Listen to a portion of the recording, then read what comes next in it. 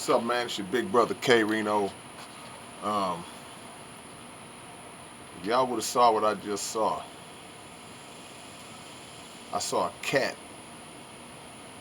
I'm not going to tell y'all how far this cat just jumped, but okay, that's a whole nother subject. But I want to talk about some hip hop stuff today. I know I've been inundating y'all with a lot of world stuff, and that's not going to stop. But y'all know what I do, so of course I got to address some hip hop stuff. It's something very interesting came across my visual the other day. Everybody has been doing those versus battles where two singers or two rappers will link up via internet, or they might link up in person and just run their hits back and forth. And I don't know. I think, have I ever watched one? I may have watched one, but I don't know how they determine the winner or not. I don't know if they even declare a winner, or if they just do it for the sake of just the culture. But out of all the ones that I've seen, this one got my attention.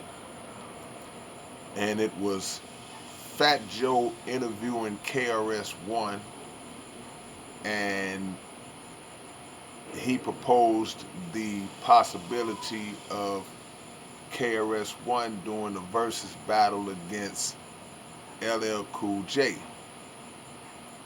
Now, if anybody knows me, they know that that's my era.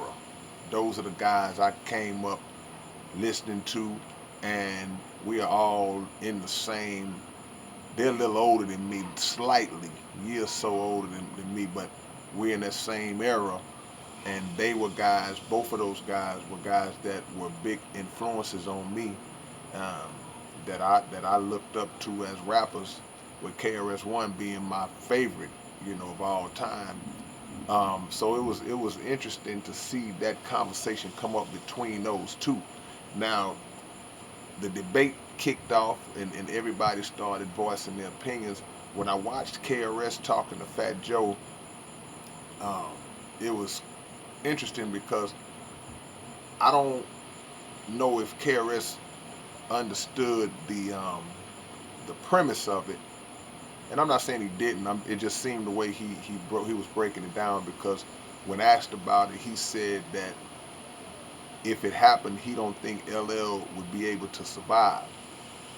And his reasoning behind that was because he told Fat Joe, he said, "Man, I got 25 albums, and that's a lot of albums. 25 albums." KRS-One was the one guy out of everybody in that era that stayed consistent in terms of at least giving us one project a year at minimum.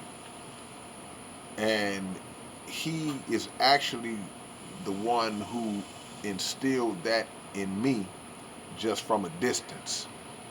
Just watching how he would always consistently, you could always depend on KRS-One to drop at least one project a year, when a lot of the rappers, when they reached a certain point, their release schedule started to taper off, and they wasn't coming out as much. Then they got to the point where they would come out hardly at all. But his logic was, hey, I got 25 albums. But the thing about these battles are that they're really based on hits, known hits. And that's not to say that KRS-One doesn't have known hits, because he does. But when you talk about the more commercial and mainstream hits, and even the commercial and mainstream appeal, then I would say that LL Cool J has more of those recognizable songs that are recognizable to a broader audience, because he got a lot of radio play with a lot of his hits. He got LL.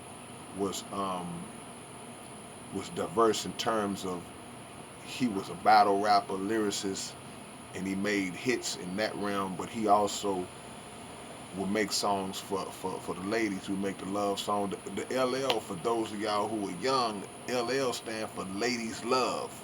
Cool J. So LL always made songs for the ladies. So he had hits like Hey Lover and I Need Love and things of that nature that when they come on today, even when they come on today, people are still rocking out to them and people of different generations.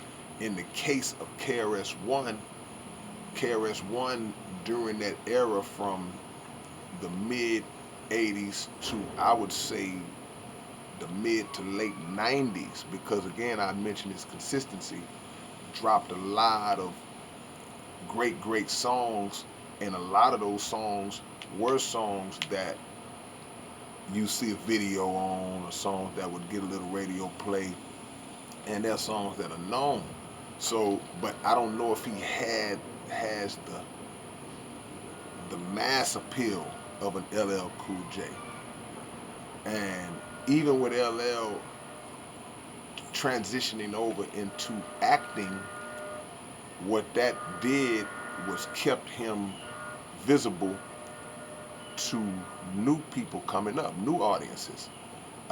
There are people who only know LL as an actor, and that's like the craziest thing. All of y'all, all of my 40 and up crew, y'all feel what I'm saying on that, because it's like you see Ice-T and LL Cool J and even Cube in some cases, and there's a generation that only knows them from doing TV and movies, when we of course know them as being hip hop icons.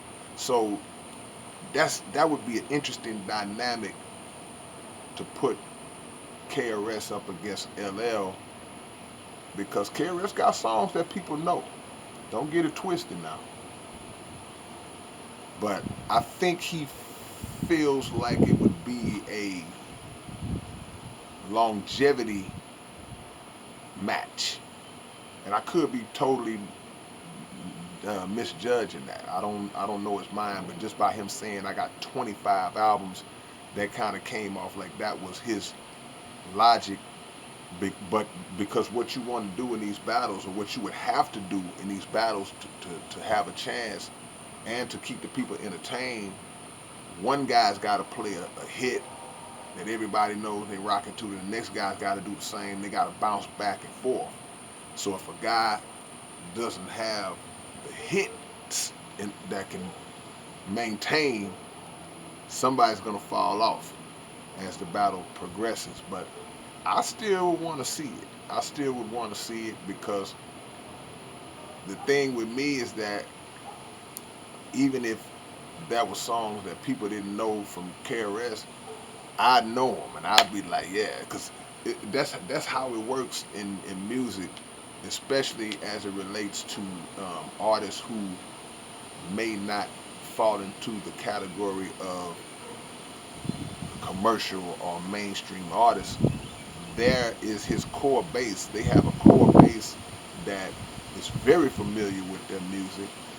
I can speak. I'm one of those guys. And to that fan base, your songs are hits to them. Even if they've never been on the radio, even if a million other people have never heard the song or heard of you, to that core, those songs are hits. But that's not how the versus battle works. So tell me what y'all think, man. I'd love to see y'all opinions on this. Um, would it be a battle that y'all would even want to see? I can think of some that I would like to see, because it's not gonna be a rap battle. KRS-One is a guy who came up in the battle rap mode, just like LL did. They both have had legendary clashes with other legendary MCs on wax, but it's not that kind of battle. We're not standing face to face going bar for bar. So tell me what y'all think, man. Like, comment, subscribe. Keep your notifications on. and I'll see y'all soon. All right, peace.